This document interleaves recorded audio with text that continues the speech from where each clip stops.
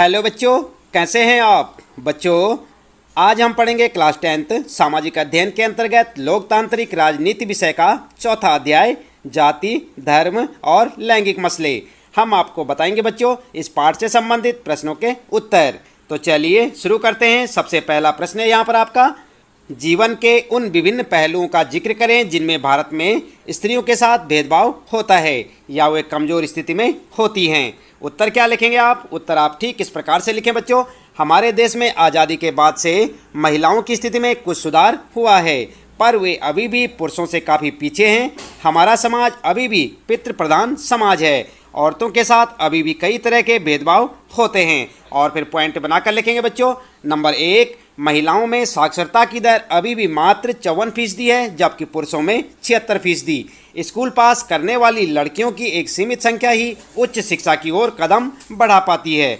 अभी भी माँ बाप अपने संसाधनों को लड़के लड़की दोनों पर बराबर खर्च करने की जगह लड़कों पर ज़्यादा खर्च करना पसंद करते हैं।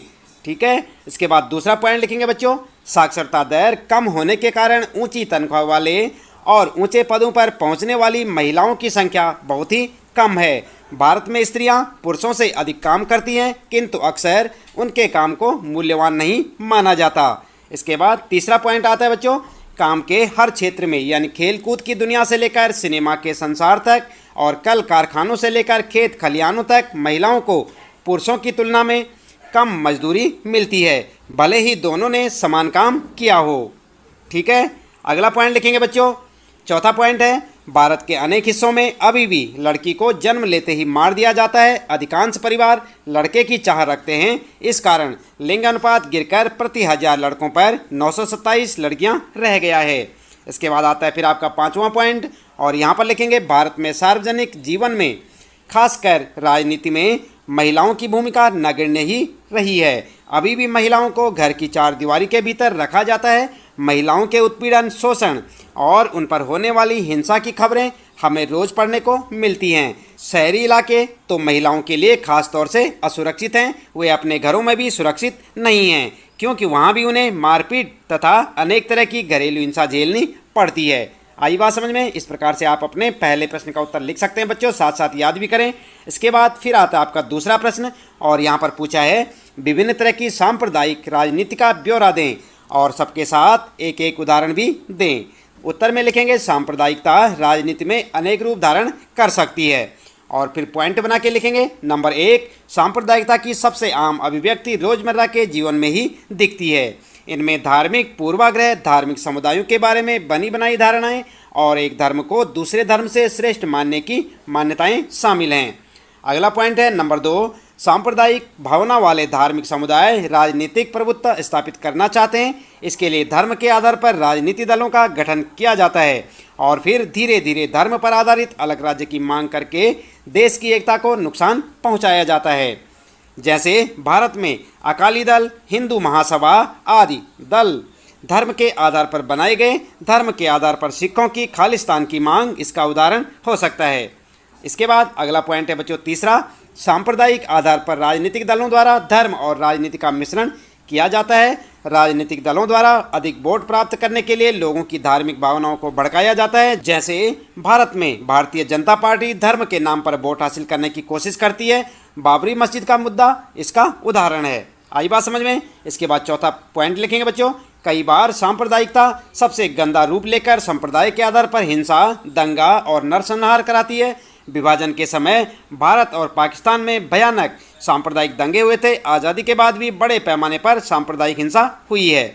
1984 में हिंदू सिख दंगे इसका प्रमुख उदाहरण है। तो इस प्रकार से आप अपने इस दूसरे प्रश्न का उत्तर लिख सकते हैं बच्चों। फिर आता है आपका तीसरा प्रश्न, और यहाँ पर पूछा है, बताइए कि भारत में किस तरह अभी भी जातिगत असमानताएं जारी हैं। उत्तर लिखेंगे, आधुनिक भारत में जाति की संरचना और जाति व्यवस्था में भारी बदलाव आया है, किंतु फिर भी समकालीन भारत से जाति प्रथा विदा नहीं हुई है। जातिगत असमानता के कुछ पुराने पहलू अभी भी बरकरार हैं, और कौन कौन से हैं चलिए देख लेते हैं पॉइंट में। नंबर 1, अभी भी ज़्यादातर लोग अपनी जाति या कबीले में ही शादी करते हैं। दूसरा पॉइंट लिखेंगे बच्चों, संवैधानिक प्रावधान के बावजूद छुआछूत की प्रथा अभी भी पूरी तरह समाप्त नहीं हुई है। और फिर तीसरा पॉइंट लिखेंगे, जाति व्यवस्था के अंतर्गत कुछ जातियां लाभ की स्थिति में रही तथा कुछ को दबाकर रखा गया। इसका प्रभाव आज भी नजर आता है। यानी ऊंची जाति के लोगों की आर्थिक स्थिति सबसे अच्छी है, दलित और आदिवासियों की आर्थिक स्थिति सबसे खराब है। आई बात समझ में। इसके बाद चौथा पॉइंट लिखेंगे, हर जाति में गरीब लोग हैं, पर गरीबी रेखा के नीचे जीवन बसर करने वालों में अधिक संख्या निचली जातियों के लोगों की है। ऊंची जातियों में गरीबों का प्रतिशत सबसे कम है। फिर लिखेंगे पांचवा पॉइंट बच्चों, आज सभी जातियों में अमीर लोग हैं, पर यहाँ भी ऊंची जाति वालों का अनुपात सबसे ज़्यादा है और निचली जातियों का बहुत कम। अगला पॉइंट है नंबर 6, जो जातियाँ पहले से ही शिक्षा के क्षेत्र में आगे थी, आधुनिक शिक्षा व्यवस्था में भी उन्हीं का बोलबाला है। जिन जातियों को पहले शिक्षा से वंचित रखा जाता था, उनके सदस्य अभी भी पिछड़े हुए हैं। आज भी जाति आर्थिक हैसियत के निर्धारण में बहुत महत्वपूर्ण भूमिका निभाती है, क्योंकि अभी भी जातिगत असमानताएं जारी हैं। ठीक है, तो इस प्रकार से आप लिख सकते हैं बच्चों अपने तीसरे प्रश्न का उत्तर। और फिर आता है आपका चौथा प्रश्न। यहाँ पर कहा है, 2 कारण बताएं कि क्यों सिर्फ जाति के आधार पर भारत में चुनावी नतीजे तय नहीं हो सकते।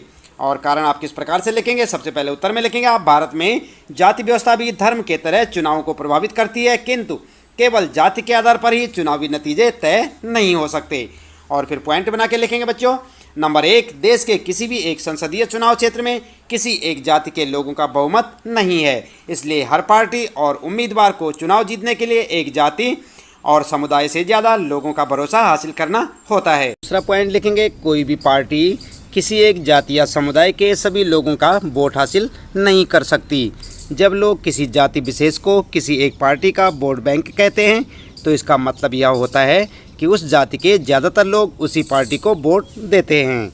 ठीक है, आगे लिखेंगे, इस प्रकार चुनाव में जाति की भूमिका महत्वपूर्ण तो होती ही है, किंतु दूसरे कारण भी महत्वपूर्ण होते हैं। मतदाताओं का लगाव जाति के साथ साथ राजनीतिक दलों से भी होता है। सरकार के कामकाज के बारे में लोगों की राय और नेताओं की लोकप्रियता का चुनाव पर निर्णायक असर होता है। आई बात समझ में। इसके बाद बच्चों फिर आता आपका 5वां प्रश्न, और यहाँ पर पूछा है, भारत की विधायिकाओं में महिलाओं के प्रतिनिधित्व की स्थिति क्या है। उत्तर में आप ठीक इस प्रकार से लिख सकते हैं बच्चों, भारत की विधायिकाओं में महिला प्रतिनिधियों का अनुपात बहुत ही कम है। जैसे लोकसभा में महिला सांसदों की संख्या कुल सांसदों की 10% भी नहीं है। राज्यों की विधानसभाओं में उनका प्रतिनिधित्व 5% से भी कम है। इस मामले में भारत दुनिया के अन्य देशों से बहुत नीचे है। भारत अफ्रीका और लैटिन अमेरिका के कई देशों से पीछे है। कभी कभार कोई महिला प्रधानमंत्री या मुख्यमंत्री बन भी जाए तो मंत्रिमंडलों में पुरुषों का ही वर्चस्व रहा है। आई बात समझ में। इस प्रकार से आप अपने 5वें प्रश्न का उत्तर लिख सकते हैं बच्चों।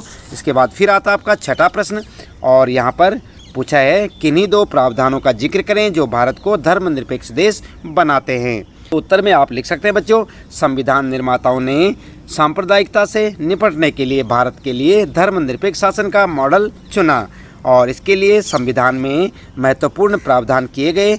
और क्या क्या प्रावधान किए गए यहाँ पर आप पॉइंटों में लिख सकते हैं। नंबर 1, भारतीय राज्य ने किसी भी धर्म को राजकीय धर्म के रूप में अंगीकार नहीं किया है। श्रीलंका में बौद्ध धर्म, पाकिस्तान में इस्लाम और इंग्लैंड में ईसाई धर्म का जो दर्जा रहा है, इसके विपरीत भारत का संविधान किसी धर्म को विशेष दर्जा नहीं देता। ठीक है। दूसरा पॉइंट लिखेंगे बच्चों, संविधान सभी नागरिकों को किसी भी धर्म का पालन करने और प्रचार प्रसार करने की आज़ादी देता है। ठीक है। इसके बाद तीसरा पॉइंट लिख सकते हैं आप बच्चों, संविधान धर्म के आधार पर किए जाने वाले किसी तरह के भेदभाव को अवैधानिक घोषित करता है। तो इस प्रकार से आप अपने 6ठे प्रश्न का उत्तर लिख सकते हैं, साथ साथ याद भी करें। इसके बाद फिर आता आपका 7वां प्रश्न, और यहाँ पर कहा है, जब हम लैंगिक विभाजन की बात करते हैं तो हमारा अभिप्राय होता है। और यहाँ पर आपके लिए ऑप्शन दिए हुए हैं, इनमें से आपको छांटना है। स्त्री और पुरुष के बीच जैविक अंतर, ख है समाज द्वारा स्त्री और पुरुष को दी गई असमान भूमिकाएं, ग है बालक और बालिकाओं की संख्या का अनुपात, और घ है लोकतांत्रिक व्यवस्थाओं में महिलाओं को मतदान का अधिकार न मिलना।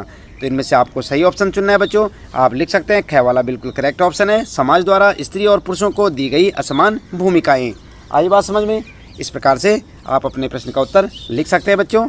इसके बाद 8वां है बच्चों, भारत में यहाँ औरतों के लिए आरक्षण की व्यवस्था है, और यहाँ पर आपके लिए 4 ऑप्शन दिए गए हैं। इनमें से आपको एक सही ऑप्शन चुनना है। क्या है लोकसभा, विधानसभा, मंत्रिमंडल, और उसके बाद गह वाला है पंचायती राज की संस्थाएं।